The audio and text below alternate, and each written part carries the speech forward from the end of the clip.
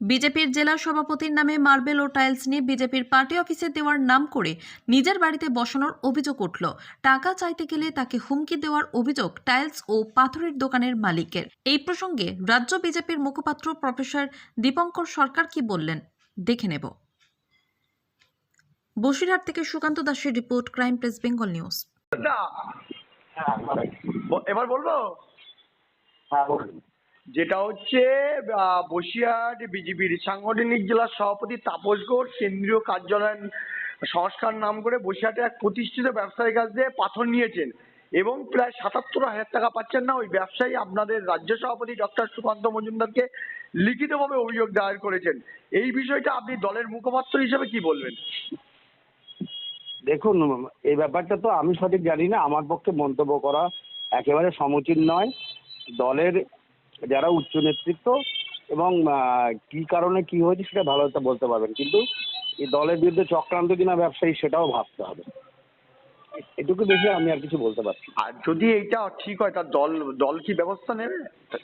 দাদা, আমি তো বললাম আমি এই ব্যাপারে কিছু জানি না, আমার মন্তব্য করা ঠিক হবে না, এটাই আমার সব থেকে বড় বক্তব্য। Thank you, thank you, thank you, thank you. দেখুন, বিজেপি নেতারা সবসময় অভিযোগ করেন যে তৃণমূল নেতারা নাকি কাটমানি নেয়, কাটমানি এখান থেকে নিচ্ছে ওখান থেকে নিচ্ছে বলছে, কিন্তু বিজেপির জেলা নেতা তিনি স্বয়ং একজন ব্যবসায়ীর কাছ থেকে তার দলীয় কার্যালয় সংস্কারের জন্য যে বিপুল পরিমাণ টাকার বিনিময়ে পাথর নিয়েছে, সেই পাথরের টাকার দাম তিনি মেটাননি এবং তিনি তার ব্যক্তিগত স্বার্থে ব্যবহার করেছেন। বিজেপির এই অবস্থা গোটা বসিরহাট সহ গোটা পশ্চিমবঙ্গের কাটমারি কাটমারি কাটমারি বিজেপির মধ্যে রয়েছে, দেখবেন আরও বেরোবে ওদের। সেই ক্ষেত্রে লোকসভা নির্বাচনে বিজেপির যা হাল হয়েছে, আগামী ২৬শে বিধানসভা নির্বাচনে বিজেপি কোনো জায়গা পাবে না। বসিরহাট তো পাবেই না, টোটাল পশ্চিমবঙ্গে পাবে না। ২৫০ সিটের উপরে আমরা জিতবো আগামী বিধানসভায়। দেখুন, এটা বিজেপির অভ্যন্তরীণ ব্যাপার, তবে বিজেপি দুর্নীতিগ্রস্ত, সে সেন্ট্রালে হোক এবং রাজ্যে হোক এবং বসিরহাটে হোক, বিজেপি দুর্নীতিগ্রস্ত, এটা প্রমাণিত। মানুষ বিচার করবে, বসিরহাটের মানুষ, পশ্চিমবঙ্গের মানুষ বিচার করবে যে বিজেপিকে আমরা কিভাবে সাপোর্ট করব। আমার নাম দিলীপ ঘোষ, বসিরহাট জেলা আইএনটিটি সহসভাপতি। অভিযোগ জানাচ্ছে, জানালে আমার যতদূর যে জানা আছে, আমার কিছু ডিউ আছে, সেটা হচ্ছে শ্রীকৃষ্ণ টাইলসের কাছে বহু লক্ষ টাকার মাল নিয়েছিলাম, ওরাও মাঝে তাগেদা করেনি। আমাদেরও বাজারে প্রচুর টাকা, আমরা ব্যবসাদার, আমরা মার্কেটে পাবো, মাঝে এসছিল, তাদেরকে আমরা টাকা দিয়েছি, প্রতি মাসে একটা টাকা তাদেরকে আমরা দিচ্ছিলাম। ইতিমধ্যে ওরা যেটা আমাদেরকে দেয়নি, যে হিসেব দেখাচ্ছে, সেটা আমি যেটুকু যা শুনেছি বুঝেছি, তাতে আমরা বেশ কিছু মাল ফেরত আছে, আমাদের প্রায় ৫০ থেকে ৫৫,০০০ টাকার মাল ফেরত আছে, তার হিসেবটা ওরা আমাদের কাছে দিচ্ছে না। হিসেবটা দিয়ে আর যদি কিছু সামান্য পাওনা থাকে ওরা হিসেবটা আমাদের কাছে দিক, দেওয়ার পরে বাকিটা বললে আমরা দিয়ে দেবো, এমন কিছু পাবে। কিসের হুমকি দেওয়া হয়েছে, কি হয়েছে, তাহলে দিক, ওরাও তো বরঞ্চ উল্টে আমাকে তৃণমূল নেতার ভয় দেখাচ্ছে, এরকম হুমকি দিচ্ছে তারাই আমাকে।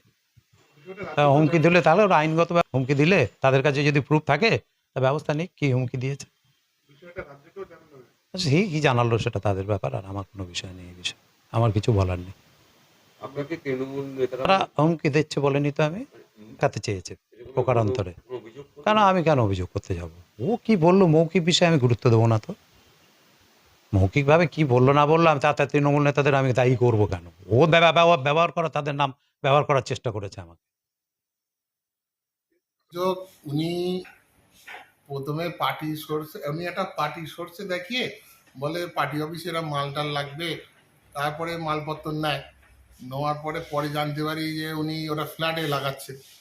কিছু মাল ফ্ল্যাটে লাগিয়েছে, কিছু মাল কোথায় লাগিয়েছে, যখন টাকা দেওয়া করতে যায় যে কাকু আমার ব্যালেন্স পেমেন্টটা দেন, তখন বিভিন্ন পজিশান দেখায়, এই ইলেকশন আছে সেই ইলেকশন আছে, আবি যাবি এসব বলে। হ্যাঁ, তারপরে মাঝে কদিন পার্টির ক্যান্ডিডেটের সাথে ঘুরছে, তখন তো টাকা দেওয়া করা যাবেই না, তো তখন বলছে আমি ভীষণ ভয়, পার্টি বিভিন্ন ভয়ভীতি মাল নিয়েছিল, বছর 3 হবে। তারপরে বিভিন্ন আমি টাকা দেওয়া করার পরই তখন আমাকে 2-3 চালান টাকাও দিয়েছে, দেওয়ার পরে আর দিচ্ছে না। তারপরে বলছে আমাকে, লাস্ট টাইম যখন বললাম তুমি আমার টাকাটা দেবে কবে, তখন বলছে ও আমি এখন দিতে পারবো না, যখন পাচ্ছি দেবো, আপনি যা করার করে নেন। ওনার ছেলে বলছে যে যা করার করে নেবেন, টাকা দেবে। কত টাকা পাবেন না তাহলে? অ্যাপ্রক্স 70 আপ পাবো, 70,000 আপ পাবো, 73,000। মানে কি চাইছেন আপনার মনে হয়? আমার কোনো চাওয়া পাওয়া বলতে যে আমি টাকাটা হলে হয়ে যায়। এবার আমি ধরুন টাকাটা যদি ওনার কাছ থেকে আদায় করতে যাই, তা আমারও তো একটা উনি একটা পলিটিক্যাল প্রেশার দিয়ে তো ভয় দেখাতে পারে। উনি তো যদি পলিটিক্যাল প্রেশারের সাথে যুক্ত না থাকতো তাহলে তো আমি আদায় করতাম, কিন্তু উনি পলিটিক্যাল প্রেশার দিয়ে তো ভয় যেটা দেখাচ্ছে আপনাদের আমাকে। ব্যবসার টাকা, এটা তো আমার ব্যবসার ন্যায্য টাকা, কষ্টের টাকা, আমার তো আর 2 নম্বরই পয়সা না। তা আপনি কি আমি শ্রমিক ভট্টাচার্য না, সায়েন্স ওর নামটা হচ্ছে, আমি সুকান্ত মজুমদার বাবুকে মেল করেছিলাম যে এই ব্যাপারটা আপনি একটু যদি দেখতেন, আমি একটা ব্যবসাদার, আমাকে এরকম অসহায় পড়েছি। তা ওনাকে পর্যন্ত জানানো আছে, ওনার রিপ্লাই পাইনি ওনার কাছ থেকে আপাতত পর্যন্ত। আপনি কি চাইছেন বলুন তখন? আমি চাইছি যে আমার টাকাটা আসলে, আর কিছু না, আমার টাকাটা, আমার সতের টাকা, কষ্টের টাকা, টাকাটা চাইছেন। আপনার নাম? আমার নাম সুমিত গোলদার। Thank you.